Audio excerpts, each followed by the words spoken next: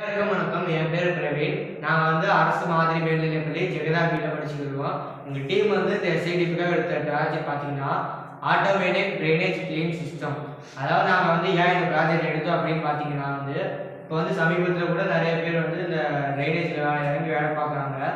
அவங்களாம் நிறைய நோய்களுக்கும் அப்புறம் இந்த மாதிரி நோய்கள் உண்டாகி உயிரிழப்புக்கும் இந்த மாதிரி உயிரிழப்புக்கும் நிறைய ஏற்படுது. ப்ளஸ் அவங்க இந்த ஸ்மெல் பண்ணுற அந்த பாய்சனஸ் கேஸ் அதுவே அவங்க முக்கால்வாசி கொண்டுருது.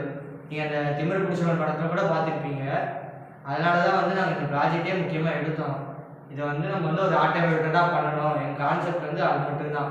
இப்போ இந்த ப்ராஜெக்டில் என்னென்னு அப்படின்னா நாங்கள் இதுக்காகவே ஒரு ரோவர் ரெடி பண்ணியிருக்கோம். இந்த ரோவர் என்ன பண்ணுன்னு பார்த்தீங்கன்னா இதை நீங்கள் ட்ரைனேஜுக்குள்ளே நீங்கள் வச்சுட்டிங்கன்னா அதுவே ஆட்டோமேட்டிக்காக அந்த சீவேஜ் ஆட்டோமேட்டிக்காக கலெக்ட் அந்த சாலிட் வேஸ்ட், அதாவது இந்த பாட்டில்ஸ் பிளாஸ்டிக் அந்த மாதிரி வேஸ்ட்லாம் ஒரு ஹாம் மாதிரி எதாவது கையை வச்சு கலெக்ட் பண்ணுவோம்.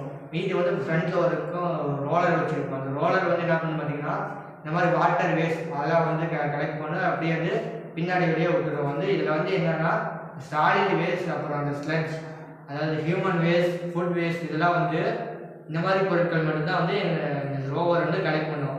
இதெல்லாம் கலெக்ட் பண்ணுறதுக்கு நாங்கள் பின்னாடி ஒரு சேம்பர் மாதிரி ஒன்று வச்சுருப்போம். அந்த சேம்பரில் தான் இந்த பொருள் எல்லாம் ஸ்டோர் ஆகும். ஒருவேளை இந்த பொருளில் ஒரு ஃபில் ஆகிடுச்சுன்னா இந்த இதில் ஒரு சிக்னல் டிடெக்ட் ஆகி இதை இந்த கண்ட்ரோல் பண்ணுறவங்க கைக்கு சிக்னல் போயிடும். அவங்க இதை திருப்பி பேக்கில் ரன் பண்ணி அதை அந்த சீவேஜில் இருக்க அந்த வேஸ்ட் எல்லாத்தையும் கலெக்ட் பண்ணிட்டு திருப்பி அதை அந்த சாக்லேட்டில் வச்சாங்கன்னா அது திருப்பி போய் அதோட வேலையை கண்டினியூ பண்ணணும்.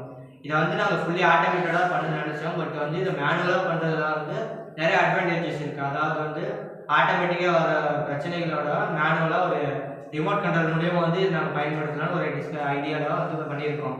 அதாவது அந்த யூசர் இதை ஃபஸ்ட்டு இதில் ஒரு அல்ட்ராசோனிக் சென்சார் ஃபிட் பண்ணியிருக்கோம். அது என்ன பண்ணணும்னு பார்த்தீங்கன்னா முன்னாடி இருக்க ஆப்டிகல்ஸ் கரெக்டாக டிடெக்ட் பண்ணி எவ்வளோ டிஸ்டன்ஸில் டிடெக்ட் பண்ணி அதை கலெக்ட் பண்ணுறதுக்கு ஹெல்ப் பண்ணும்.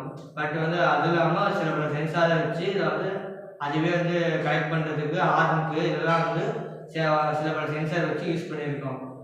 அதுவும் இல்லாமல் பார்த்தீங்கன்னா முக்கியமாக எங்கள் ப்ராஜெக்ட் எதுக்கு யூஸ் ஆகுது அப்படின்னு பார்த்தீங்கன்னா முதலே சொன்னதுதான் இந்த பீப்புள்ஸ் கார்பரேஷன் பீப்புள்ஸ் நோய்களுக்கு உட்படுறாங்க. அதனால் இது அங்கே ஆட்டோமேட்டடாக பண்ணுறது தான் எங்கள் ஃபோக்கஸே.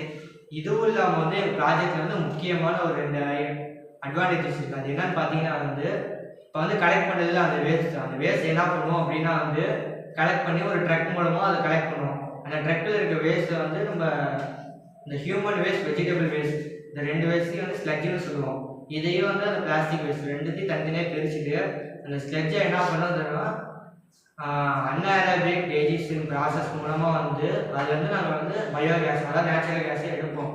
அந்த பயோகேஸ்லேருந்து அதிகபட்சம் மீத்தேன் கேஸ் வரும். ஒரு 70% methane case, balance 30% carbon di oxide வரும். அந்த மீத்தேன் கேஸை வச்சு என்ன பண்ணாலும் உங்களுக்கே தெரியும். அதாவது சிஎன்ஜி அந்த முக்கிய எரிக்கிறதுக்கு அது போன்ற பர்பஸ்க்கு யூஸ் பண்ணலாம்.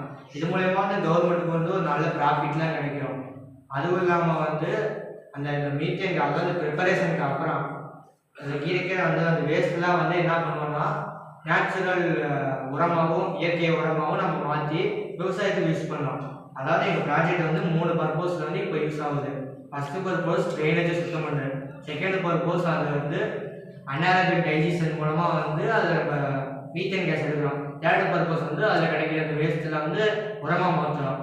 அதுவும் இல்லாமல் இந்த ப்ராஜெக்டோட அட்வான்டேஜஸ் என்னன்னு பார்த்தீங்கன்னா சாக்கடை சுத்தமாகுது.